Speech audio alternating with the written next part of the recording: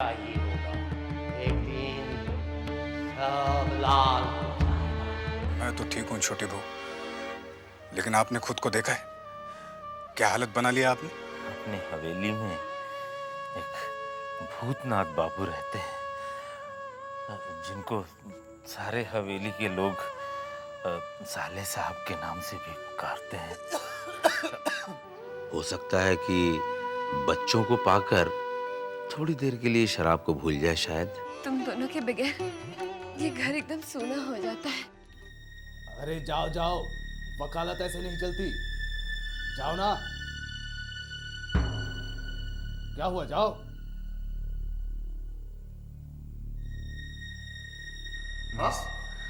जी, मैं हवेली से आया हूँ। पैसा जमा कराने आए हैं? नहीं तो फिर क्यों आए हैं? जी, आपसे सलाह लेने। बैठो बैठो बैठो। शुक्रिया। वकील साहब, आप कोई ऐसा रास्ता सुझा सकते हैं जिसमें बिना रकम दिए हवेली को नीलामी से बचाया जा सकता है? क्या मैं जान सकता हूँ तुम्हारा हवेली से क्या संबंध है? जी, आप मुझे हवेली का सदस्य समझ सकते हैं। हाँ, तो सुन लीजिए, पैसा तो देना ही पड़ेगा, कोर्ट का ऑर्डर है। कोई और रास्ता भी तो होगा। आप वकील साहब हैं, आप चाहे तो कुछ भी कर सकते हैं। जज से लेके मुवक्किल तक सब आपके दलीलों के मोहताज हैं।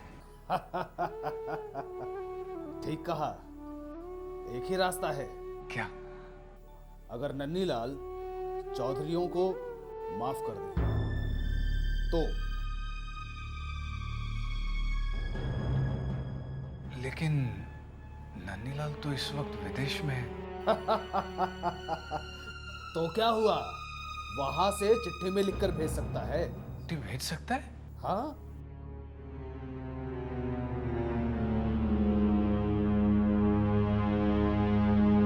नन्नीलाल क्या ऐसा लिख कर देगा? कोशिश करने में क्या हर्ज है, लेकिन उसका पता कहां से मिलेगा? हाँ, शायद उसके मैनेजर से।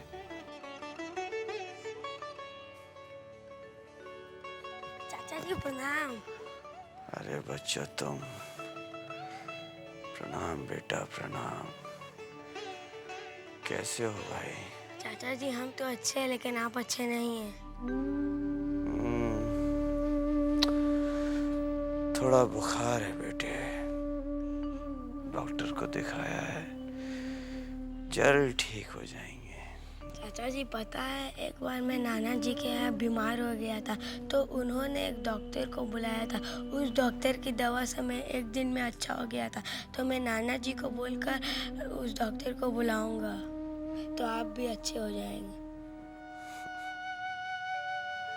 प्यारा बच्चा।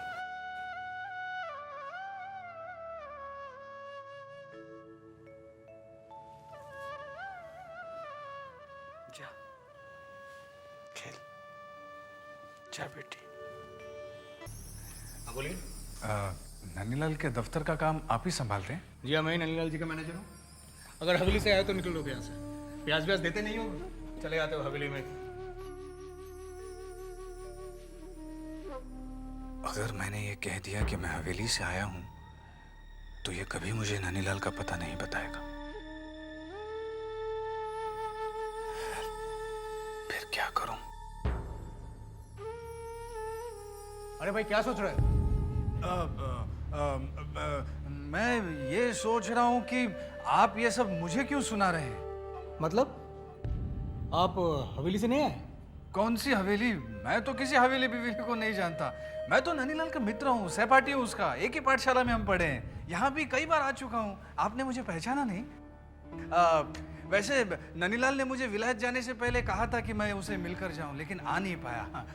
अब मैं ये सोच रहा हूँ कि उसे मिलूँ तो कैसे मिलूँ? विलायत चला गया है, अगर चिट्ठी लिखनी है तो फिर पता तो है नहीं, क्या करूँ?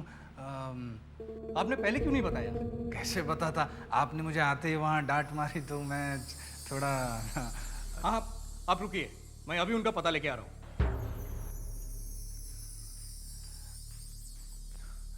भगवान मुझे माफ कर देना। छोटी बहू और हवेली की भलाई के लिए मुझे झूठ का सहारा लेना पड़ा।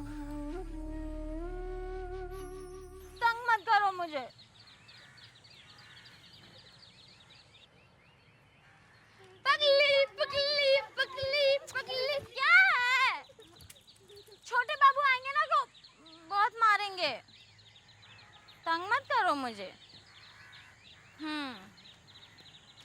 छोटे बाबू, छोटे बाबू। चलो, ऐसा करते हैं क्या? चलो जाओ यहाँ से, चलो। छोटे बाबू, मैं आ रही हूँ आपके पास। चुन्नी, भूतनाथ बाबू, अब आप ही बताइए मैं क्या करूं? कैसे कैसे इसकी रखवाली करूं? बोलिए आप। थोड़ी देर के लिए बाहर किया गया, वो निकल आई। लेकिन वृंदावन, चुन्नी भाई को ये सब हुआ कैसे? भूतनाथ बाबू, मेरी चुन्नी की इस हालत के जिम्मेदार जितने छोटे बाबू और नाटू दत्त बाबू हैं, उतना ही मैं भी हूँ। मेरे लालच ने मेरी पत्नी को छोटे बाबू की रखेल बना दिया। क्या? चुन्नी भाई तुम्हारी पत्नी? हाँ, मेरा और चुन्नी का विवाह बचपन में ही हो गया था। फिर कुछ दिन बाद चुन्नी की माँ चुन्नी को हवेली ले आई और कुछ दिन बाद उसकी माँ भी चल बसी। फिर मैं चुन्नी की तलाश में हवेली पहुंचा। तब मुझे पता चला कि छोटे बाबू ने चुन्नी को जान बाजार में एक मकान दिला दिया और पता लेकर मैं जान बाजार पहुंचा। तू इतने दिन कहाँ था वृंदावन? मैंने तुझे बहुत याद किया। चुन्नी, ये मैं क्या सुन रहा हूँ? तू मेरी पत्नी है और छोटे बाबू ने तुझे रखेल बनाकर यहाँ रख दिया। तुझे किसने बताया? मैं गांव से तेरी तलाश में हवेली पहुंचा। वहां ब्रिज सिंह ने बताया कि छोटे बाबू ने तुझे जान बाजार में मकान दिलवा दिया। उससे पता लेकर मैं ढूंढते ढूंढते यहाँ चला आया। मैं क्या करती? माँ के गुजर जाने के बाद छोटे बाबू ने मुझे सहारा दिया।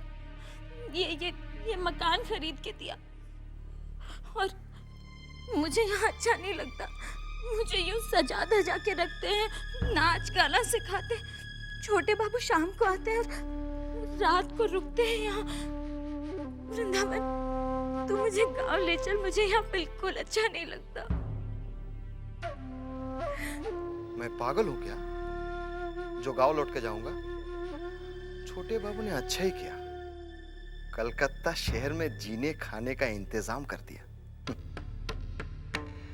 वृंदावन, हाँ। चुप क्यों है तू? तू क्या कह रही है चुन्नी? ये स्वर्ग छोड़कर तू नरक में जाना चाहती है? मैं समझी नहीं। तू घबरा मत, मैं आ गई हूं ना। धीरे धीरे तुझे मैं सब कुछ समझा दूंगा। हाँ, सब कुछ। और उसी दिन से चुन्नी छोटे बाबू की रखेल बन गई और मैं बन गया दलाल। पैसों के लिए इंसान क्या इतना नीचे गिर जाता है?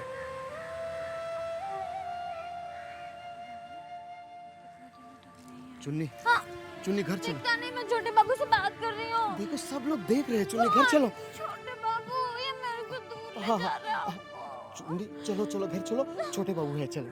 छोटे बाबू घर पे है? हाँ चलो। हाँ, चलो। चलो। तो ये कौन है? चलो। छोटे बाबू घर पे कैसे है? हाँ। छोटे बाबू घर पे है? चलो। सुपवित्र बाबू। भूतनाथ बाबू, आप? नमस्ते। नमस्ते। कैसे हैं आप? मैं ठीक हूँ, आप? मैं ठीक हूँ। माफ़ करना, मैं आपके और जबा के ब्याह पर नहीं आ पाया। जबा और मेरा ब्याह? दरअसल जबा के साथ मेरे ब्याह का मैंने एक सपना देखा और सपने पूरा नहीं हुआ करते। ये आप क्या कह रहे हैं सुपवित्र बाबू? आपके और जबा के ब्याह की तारीख तो पक्की हो गई थी। हाँ, ब्याह की तारीख पक्की हुई थी, लेकिन ब्याह नहीं हुआ। जबा ने मुझसे शादी करने से साफ इनकार कर दिया। यहाँ तक ये भी कहा कि मैं वहां और कभी नहीं जाऊंगा। ये आप क्या कह रहे हैं? जबा ने शादी से इनकार कर दिया? क्यों? भूतनाथ बाबू, अब इस क्यों का जवाब तो जबा ही दे पाएगी। वहां सुबेने बाबू ने आंखें बंद कर ली और यहाँ जबा ने आंखें फेर ली। क्या कहा आपने? भूतनाथ बाबू, आप नहीं जानते? सुबेने बाबू का देहांत। सुबेने बाबू का देहांत हो चुका है।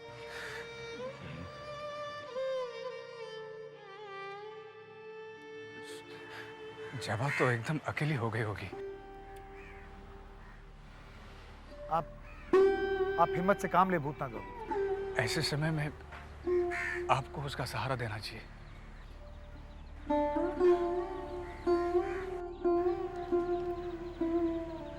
भूतनाथ बाबू, मैं सहारा तो देना चाहता हूं, लेकिन कोई मेरे सहारे से इनकार कर दे तो मैं क्या करूं? फिर तो मुझे ही जवा के यहाँ जाना होगा, उसके दर्द में शामिल होना होगा। आज मैं जो भी हूँ सुबेने बाबू की मेहरबानियों की वजह से हूँ, और उनके आखिरी समय में मैं उनके अर्थी को कंधा भी नहीं दे सका। भूतनाथ बाबू, आप जा रहे हैं जाइए, लेकिन मेरी एक विनती है, वहां जाकर आप मेरा जिक्र ना कीजिए। वो तो करना होगा। ये तो सुबेने बाबू की इच्छा थी कि आपका ब्याह जवा से हो, और जवा को ये निभाना उसका धर्म है। जवा सब भूल चुकी है, और सच मानिए तो मैं भी सब कुछ भूल चुका हूं।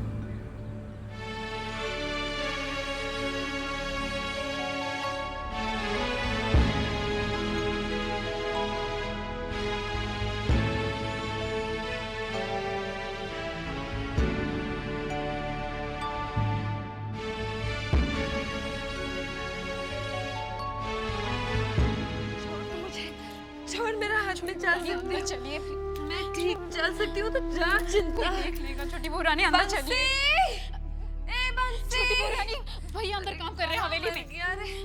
हवेली, हवेली के काम के लिए तो नौकरों की फौज है, बुलाओ उसे जाकर। छोटी बहू रानी सब छोड़ के जा चुके हैं। जी छोटी बहू रानी, बोलिए क्या काम है? मैं आ गया। कहाँ था तू?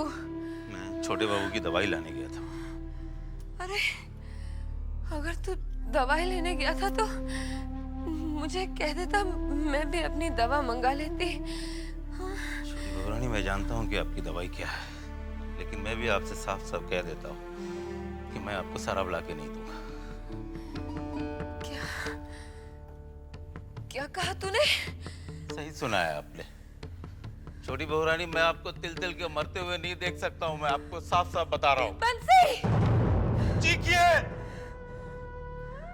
चीखिए, चिल्लाइए, जितना जी में आए चिल्लाइए। अगर आपका जी करे ना तो आप हंटर लेकर मेरी चमड़ी उधेड़ दीजिए, लेकिन मैं आपको शराब ला के नहीं देने वाला हूँ। हर चीज की एक हद होती है छोटी बहू रानी। आज मजले बाबू ने, छोटे बाबू ने, यहाँ तक के नन्हे बाबू ने शराब छोड़ दी है, और सबके हिस्से की शराब आपने अपना ली है। आज हवेली पे जो विपदा आन पड़ी है, इसका अंदाजा है आपको? नहीं, आपको तो खाली अपनी शराब की चिंता है, और कौन चीज की चिंता नहीं है। हाँ, आज अगर मेरी जगह मंजली दीदी और बड़ी माँ होती तो तू ये सब कह सकता था क्या? मैं गरीब घर की बेटी हूं ना। आज तूने मुझे एहसास दिला दिया बंसी, एहसास दिला दिया।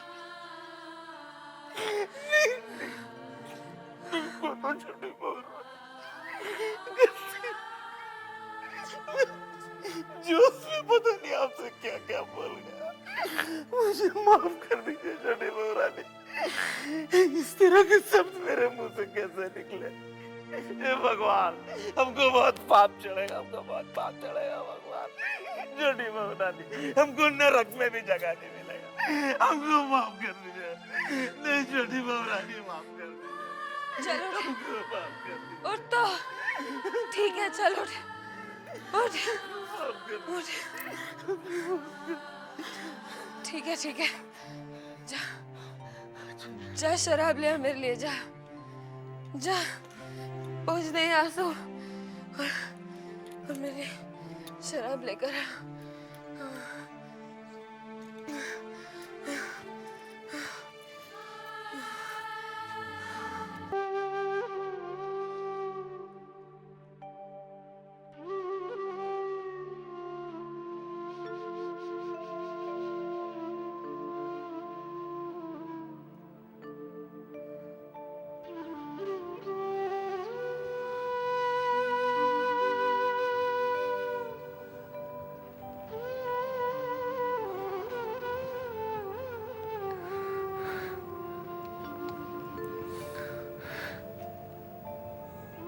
कैसी हो जबा?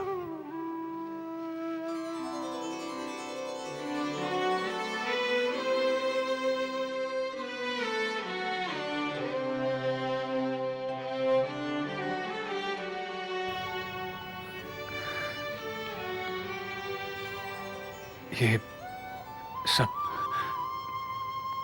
कैसे हुआ?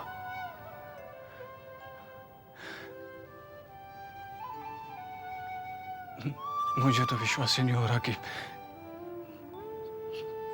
सुहेना बाबू हमारे बीच नहीं रहे।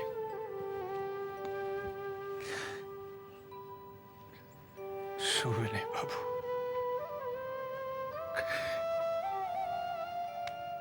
मेरी जिंदगी में उनकी क्या अहमियत थी सिर्फ मैं जानता हूं। इस अजनबी शहर में अगर किसी ने अपनापन दिया है तो वो है सुहेना बाबू। ऐसे लग रहा है जैसे आशीर्वाद देने वाला हाथ सर से चला गया। जीजा जी की वजह से कलकत्ता में आने का सपना पूरा हुआ था और सुहेना बाबू की वजह से रहने का।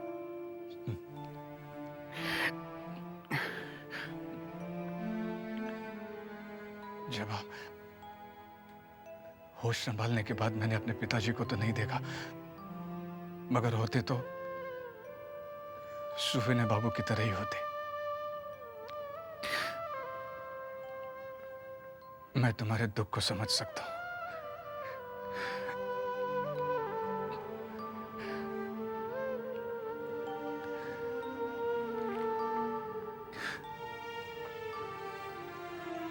पिताजी के गुजरने के बाद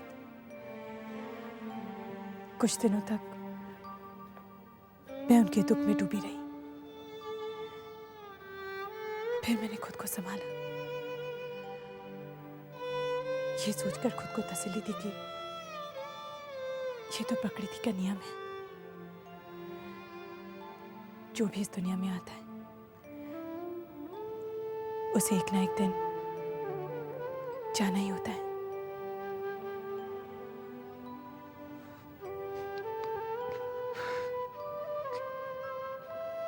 तुम ठीक कहती हो।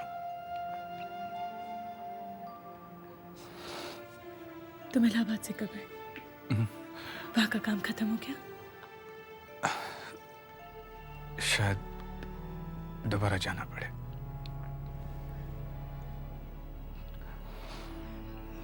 तुम्हें भूख लगी? नहीं, नहीं लगी। ऐसे कैसे हो सकता है?